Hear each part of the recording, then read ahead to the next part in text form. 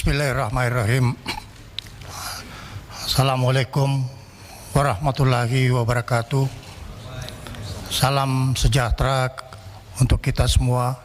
Salam, Om Swastiastu, Namo Buddhaya, salam kebajikan. Yang terhormat Ketua Komisi 1 DPR RI selaku pimpinan rapat, yang saya hormati para wakil Ketua Komisi 1 DPR RI, para anggota Komisi 1 DPR RI yang saya hormati, hadirin sekalian yang berbahagia. Alhamdulillah pada hari ini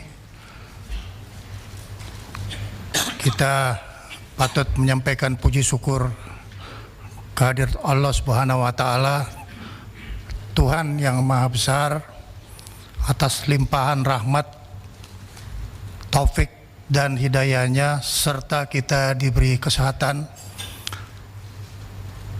untuk dapat hadir di dalam rapat kerja perdana antara Kementerian Pertahanan TNI dan Komisi 1 DPR RI dalam suasana penuh kebersamaan, dan tentunya ini akan mengantarkan kita ke dalam suatu soliditas kerjasama dalam kurun waktu selama 5 tahun lamanya.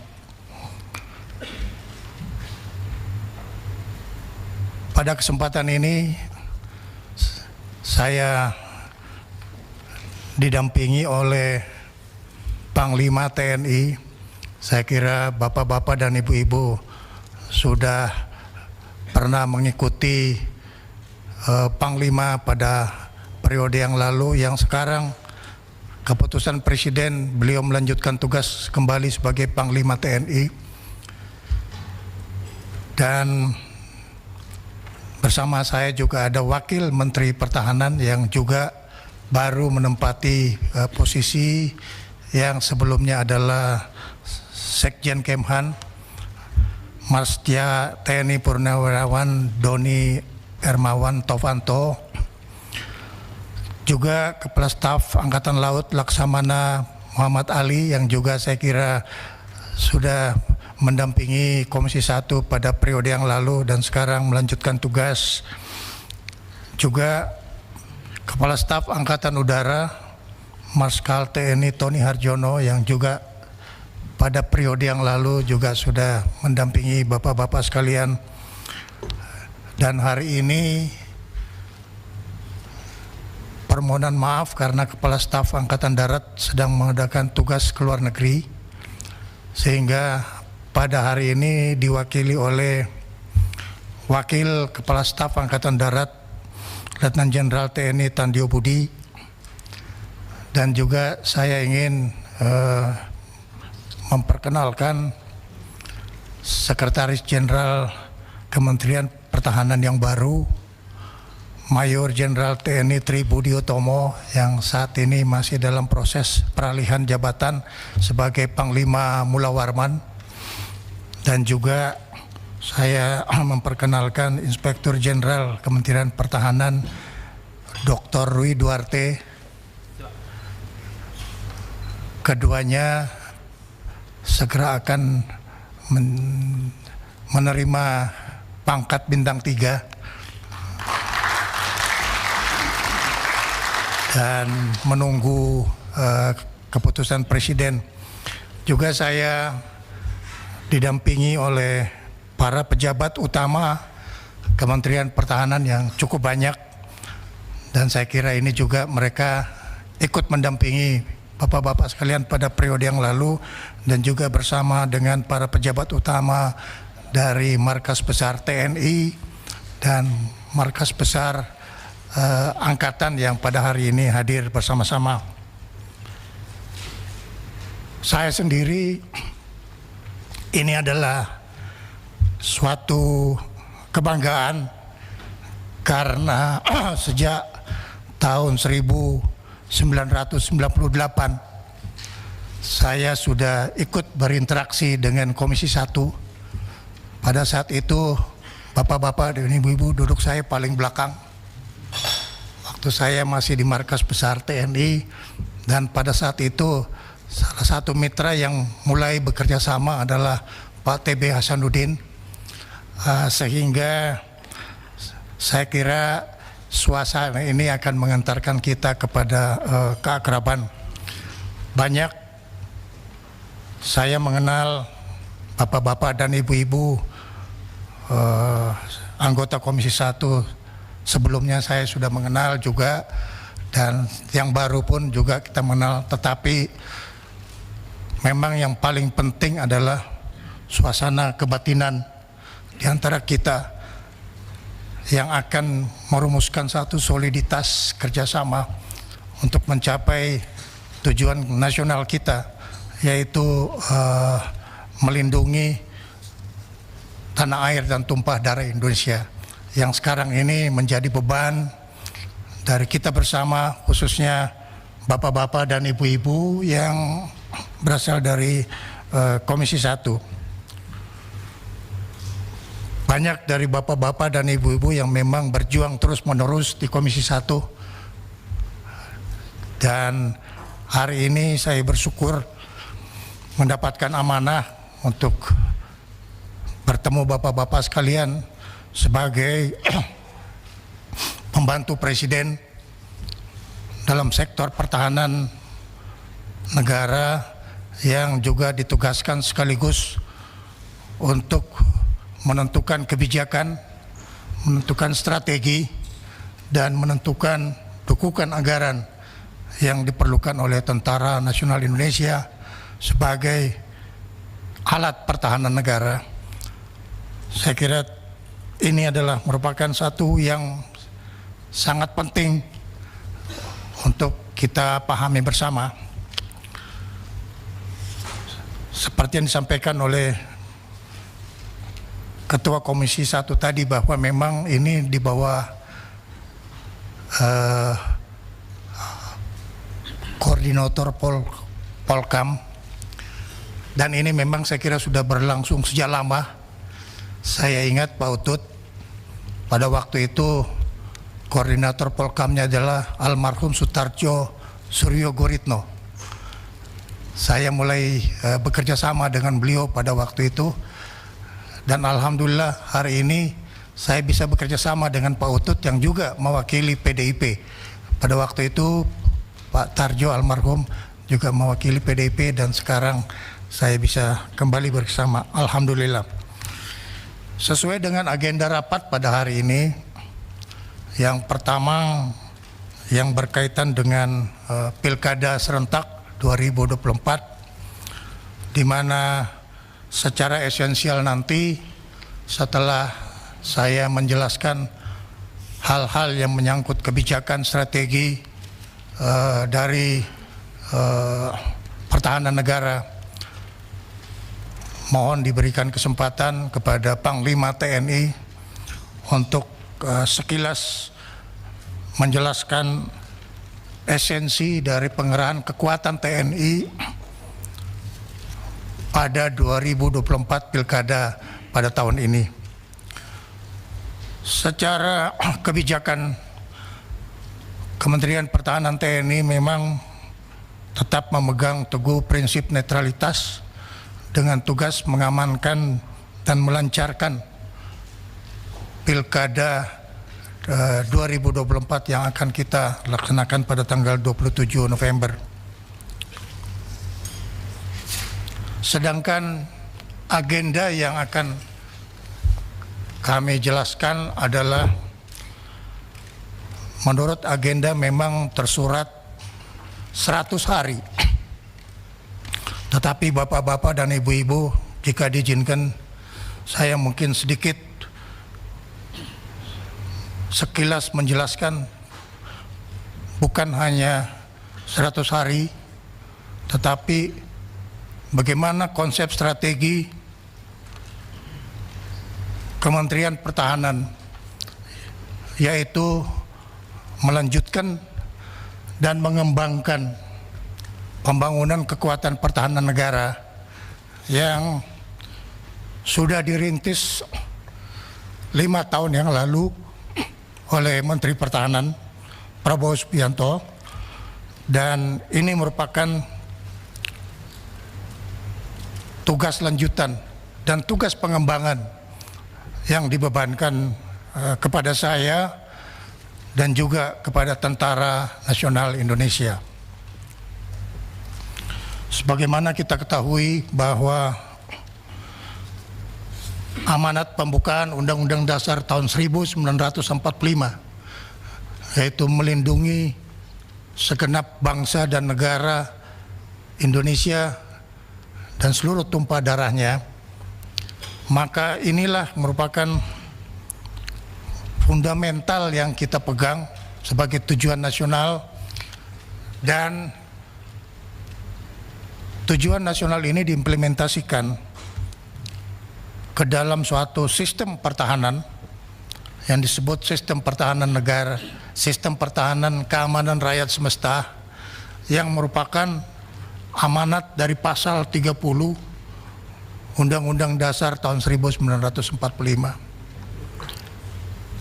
Dikandung maksud dalam Sis Hankam Rata yang merupakan total defense dari kekuatan bangsa dan negara Republik Indonesia ini. Dikandung maksud adalah untuk menjaga kedaulatan negara kesatuan Republik Indonesia dan juga sekaligus melindungi keselamatan bangsa. Ini adalah satu misi kedaulatan yang merupakan bukan hanya tanggung jawab Kementerian Pertahanan dan Tentara Nasional Indonesia, tetapi inilah tanggung jawab dari seluruh bangsa dan negara di dalam kita menjaga kedaulatan. Dalam strategi nasional untuk menjaga kelangsungan hidup bangsa dan negara, memang kedaulatan negara mengharuskan kita untuk menempatkan satu strategi yang kita sebut strategi survival. Strategi survival ini dimaksud untuk kita memiliki kesiapan pertahanan negara di dalam menghadapi ancaman. Tentunya sejalan dengan apa yang sudah sering kita dengar, civis pacem para bellum, ini juga oleh bangsa dan negara Indonesia kita anut. Jadi strategi survival ini kita harus siap sewaktu-waktu menghadapi ancaman yang ditujukan kepada kedaulatan negara Kesatuan Republik Indonesia. Di dalam suatu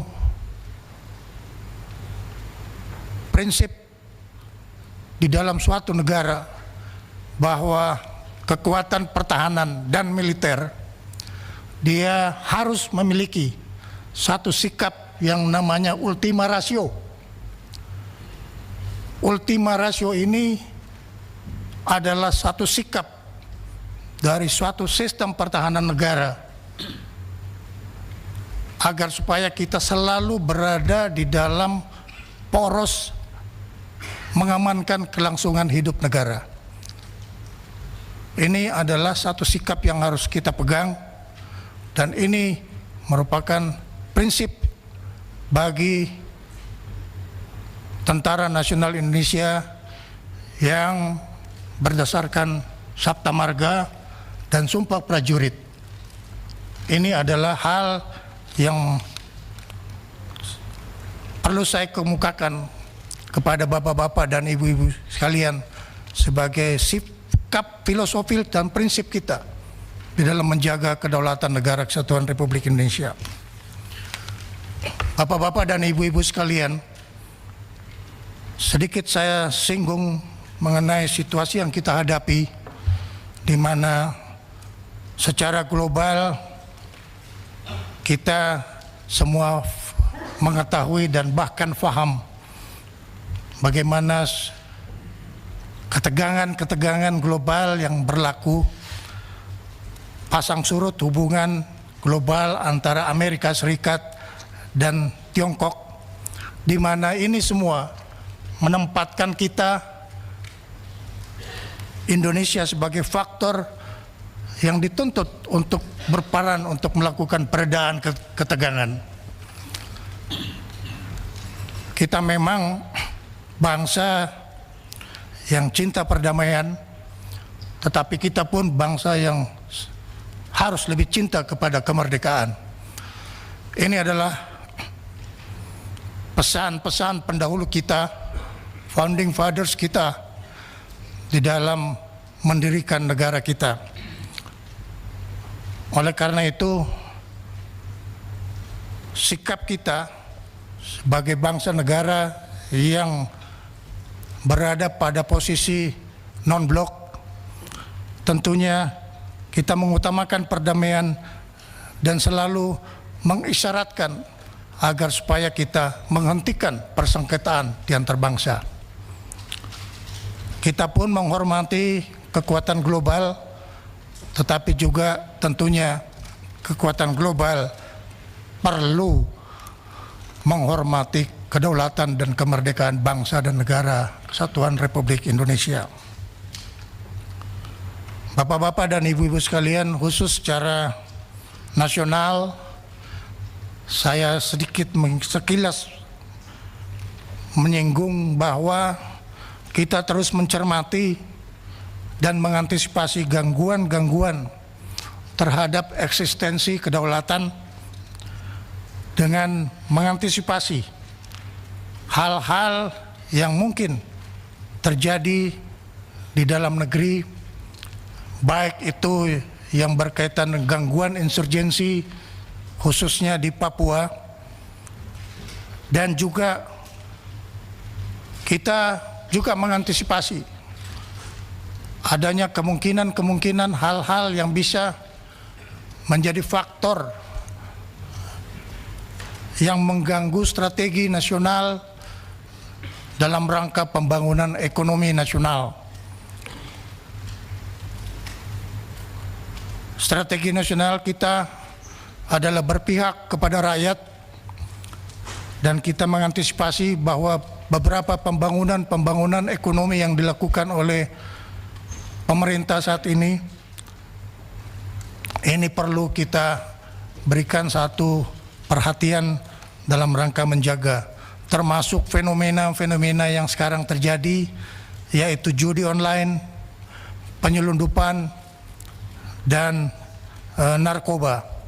Kita pun ikut mengantisipasi pengamanan terlaksananya program pemerintah untuk swasembada pangan, swasembada energi, dan mengamankan pembangunan ekonomi, dalam hal ini hilirisasi.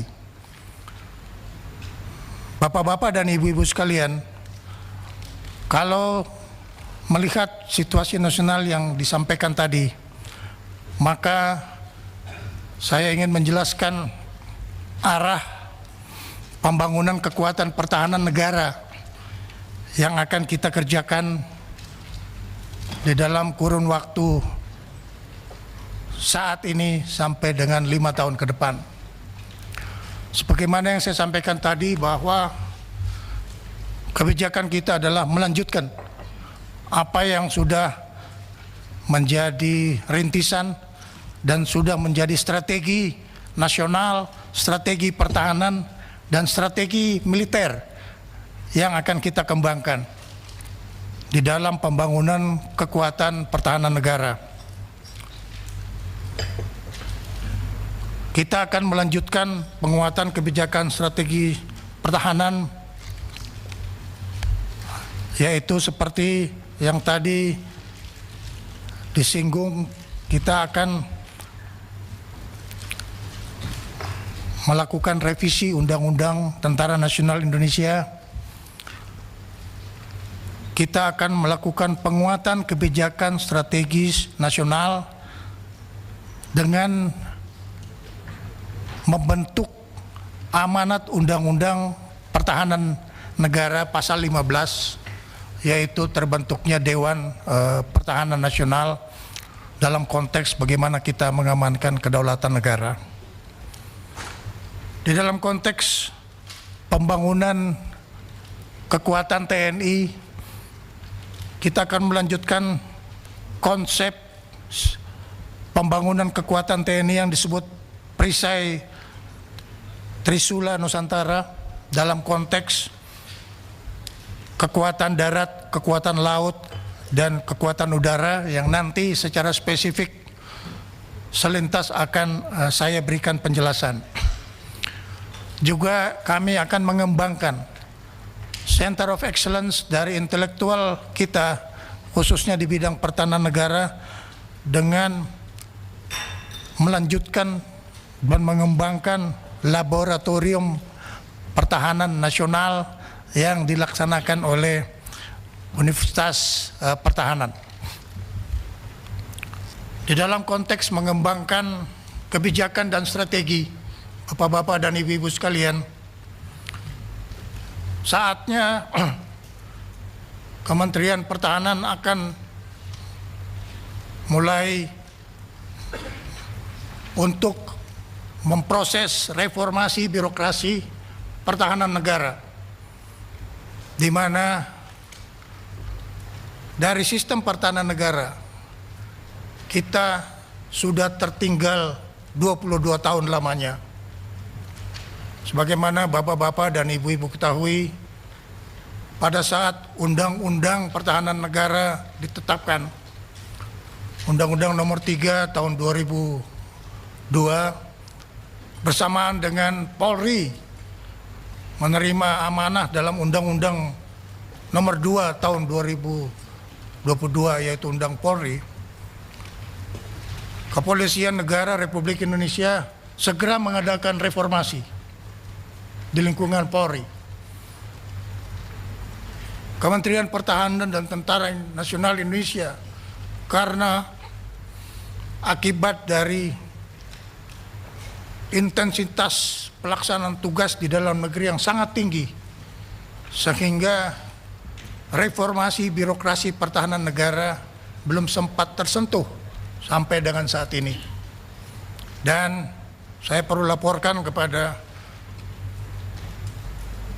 Komisi 1 yang terhormat bahwa saatnya kita akan melakukan reformasi birokrasi pertahanan negara agar supaya birokrasi pertahanan negara ini bisa mendapatkan perhatian dari bapak-bapak sekalian, pimpinan, wakil ketua, dan para anggota Komisi 1, bahwa Kementerian Pertahanan ini adalah satu-satunya kementerian yang mempunyai gerbong yang disebut Tentara Nasional Indonesia. Saya pikir ini adalah hal yang less spesialis dalam satu manajerial penyelenggara negara yang mungkin sangat memerlukan perhatian dari bapak-bapak dan ibu-ibu sekalian. Ini juga mempunyai implikasi yang sangat besar, baik di dalam rangka pemeliharaan dan perawatan personal kita, seperti contoh tunjangan kinerja yang kita sekarang terima. Ini juga adalah salah satu faktor karena kita tidak memiliki parameter reformasi birokrasi, sehingga mohon maaf kalau para wartawan supaya ini jangan di-quote, kami sepertinya reformasi birokrasi kita itu berada pada posisi yang belum layak untuk kita terima. Prajurit kita begitu keluar dari rumah, meninggalkan anak istrinya, belum tentu kembali dalam keadaan selamat. Para pilot kita begitu terbang, belum tentu kembali dalam keadaan selamat.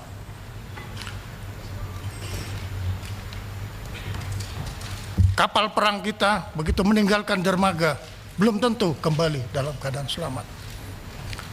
Tentunya ini secara kemanusiaan menyentuh hati dari kita sekalian.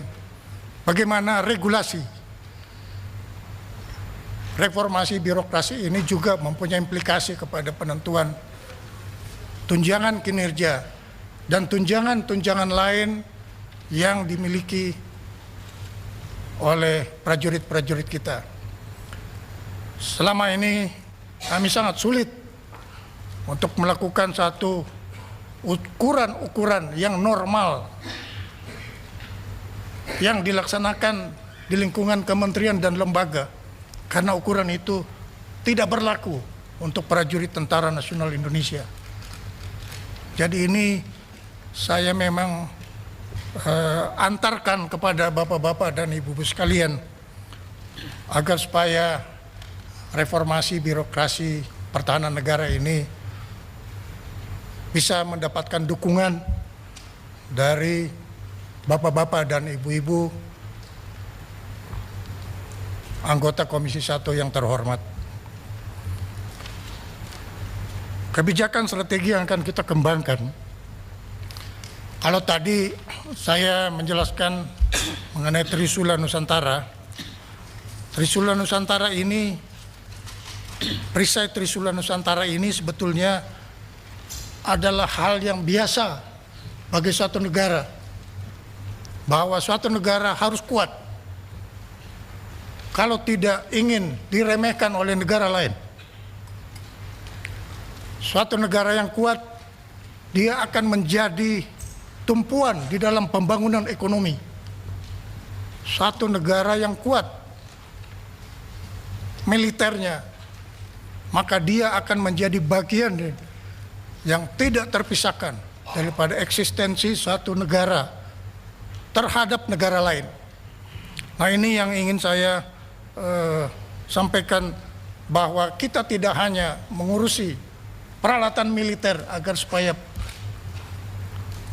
Tentara Nasional Indonesia kuat, tetapi kita juga harus memelihara dan merawat personil yang ada. Bagaimana asuransi kesehatan, bagaimana perumahan. Dan saya tahu bahwa bapak-bapak dan ibu-ibu sekalian sangat memperhatikan masalah-masalah yang menyangkut soal kehidupan sosial yang perlu diadakan untuk para prajurit-prajurit kita.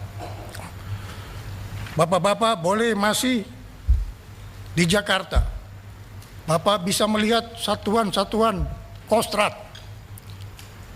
rumahnya masih jauh lebih baik dari para pedagang asongan. Jauh lebih buruk, jauh lebih buruk dari pedagang asongan. Ini terjadi di Jakarta. Belum lagi kalau kita melihat di wilayah-wilayah di luar Jawa. Oleh karena itu, Kementerian Pertahanan sudah melaporkan kepada Bapak Presiden agar selain kita membina kemampuan alat utama sistem senjata, juga layaknya kita membina prajurit-prajurit kita dan keluarganya. Dan ini sudah mendapatkan atensi Presiden, tinggal tentunya memerlukan dukungan dari bapak-bapak dan ibu-ibu anggota Komisi 1. Dalam konteks akuntabilitas dan transparansi, saya juga ingin menyampaikan kepada bapak-bapak dan ibu-ibu sekalian bahwa Kementerian Pertahanan dan TNI di dalam mengelola anggaran pertahanan yang diberikan kepada kami didahului dengan review BPKP. Jadi pengajuan-pengajuan baik itu bottom up maupun pengajuan yang bersifatnya kebutuhan mendesak,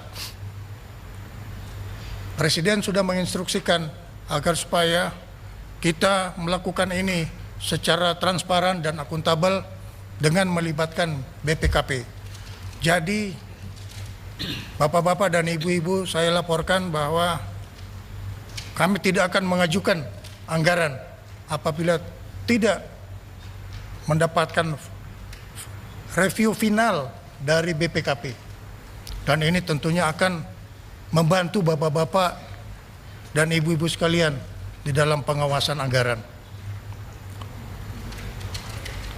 Dalam konteks kerjasama internasional non-fakta pertahanan, ke depan kita akan mengembangkan latihan-latihan bersama dengan membangun capacity building dan juga atas dasar mutual respect. Kita sudah mengembangkan di wilayah barat daerah latihan, dan kita akan mengembangkan di daerah timur daerah latihan di Morotai dan di Papua, agar supaya Tentara Nasional Indonesia kita bisa mengundang koleha-koleha profesionalnya untuk berlatih di tanah air kita, baik itu dari aspek kekuatan laut, kekuatan darat, dan juga kekuatan udara. Ini akan kita lakukan di dalam tahun ini, dan tentunya kami sangat memerlukan adanya satu hal yang bersifat moral support, dan saya pada kesempatan ini mengundang Bapak-bapak dan Ibu-ibu sekalian, pada saatnya kami dan TNI melaksanakan satu latihan bersama dengan negara-negara kita, kami membuka uluran tangan mengundang Bapak-bapak sekalian dan Ibu-ibu sekalian untuk melihat bagaimana latihan bersama ini kita lakukan, agar supaya kita bisa menjadi negara-negara yang juga tidak hanya dibanggakan oleh rakyatnya, tapi juga dibanggakan oleh regional. Kekuatan regional ini adalah target kita, seperti apa yang sudah dirintis oleh Menteri Pertahanan Prabowo Subianto. Dalam konteks perisai Trisula Nusantara, Bapak-bapak Ibu sekalian, kekuatan darat yang akan kita kembangkan saat ini adalah di tahun 2025 kita membentuk 100 batalion infanteri teritorial pembangunan. Ini menunjukkan bahwa kita tidak hanya untuk mempersiapkan hard power, tapi kita juga mempersiapkan soft power, di mana batalion teritorial pembangunan itu memiliki unsur-unsur kompi perikanan, kompi peternakan, kompi pertanian, dan juga kompi kesehatan. Inilah yang akan membantu kabupaten-kabupaten yang ada di wilayah nasional kita. Dan perlu diketahui oleh Bapak-bapak sekalian bahwa strategi nasional yang ditentukan oleh Presiden adalah ingin agar supaya satu kabupaten yang sebanyak 514 bisa dipelihara dan dijaga oleh satu batalion infanteri teritorial pembangunan yang diperkuat dengan 2 batalion komponen cadangan. Ini adalah kekuatan yang diperlukan oleh bangsa dan negara untuk menjadikan kita negara kuat dan berdaulat.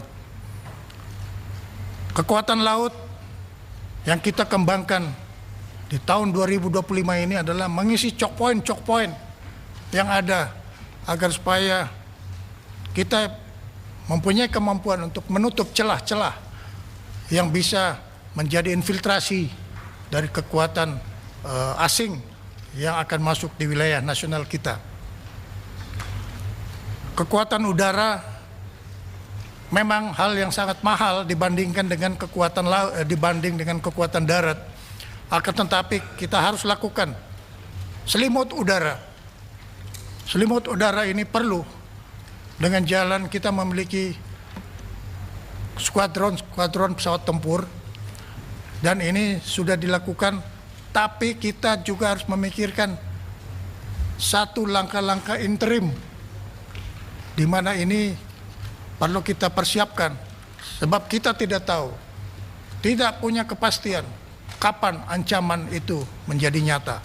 Oleh karena itu, kita akan menyiapkan kemampuan pesawat tempur yang bersifat interim untuk sementara sambil menunggu peralatan-peralatan yang baru itu bisa sampai ke tanah air. Sebagai penutup dari pengantar ini, Bapak-bapak dan Ibu-ibu sekalian, kami ingin menyampaikan bahwa satu keniscayaan bagi negara kesatuan Republik Indonesia, yaitu tegaknya dan terjaganya kedaulatan ini, tentunya diperlukan satu kekuatan pertahanan yang dominan. Kita memerlukan satu stabilitas nasional yang bisa mengayomi pembangunan nasional kita, dan agar supaya pembangunan ekonomi ini bisa memenuhi keberpihakan kepada rakyat yang senantiasa memang sangat mengharapkan keberpihakan pemerintah kepada rakyat Indonesia yang memerlukan perhatian. Yang terhormat Ketua Komisi 1 DPR RI, para wakil ketua, serta bapak-bapak dan ibu-ibu anggota Komisi 1 yang terhormat, demikianlah esensi kebijakan strategis untuk melanjutkan dan mengembangkan pembangunan kekuatan pertahanan negara ini sebagai suatu introduksi perdana dari kami yang tentunya memerlukan eksplorasi dan eksploitasi dari bapak-bapak dan ibu-ibu sekalian. Sebab tanpa dukungan dari bapak-bapak, ibu-ibu sekalian dari Komisi 1, mustahil kita bisa mencapai misi utama yang dibebankan kepada kami. Sebagai institusi yang menjaga dan mengamankan kedaulatan negara, kami bertekad akan terus mengawal kebijakan nasional yang ditugaskan kepada kami, terutama keberpihakan pemerintahan kepada rakyat Indonesia. Kami mengucapkan terima kasih atas perhatian bapak-bapak dan ibu-ibu sekalian, dan semoga awal dari pertemuan ini bisa memberikan satu angin segar di dalam kita melanjutkan kemitraan strategis antara Kementerian Pertahanan dan TNI dengan bapak-bapak dan ibu-ibu sekalian di Komisi 1.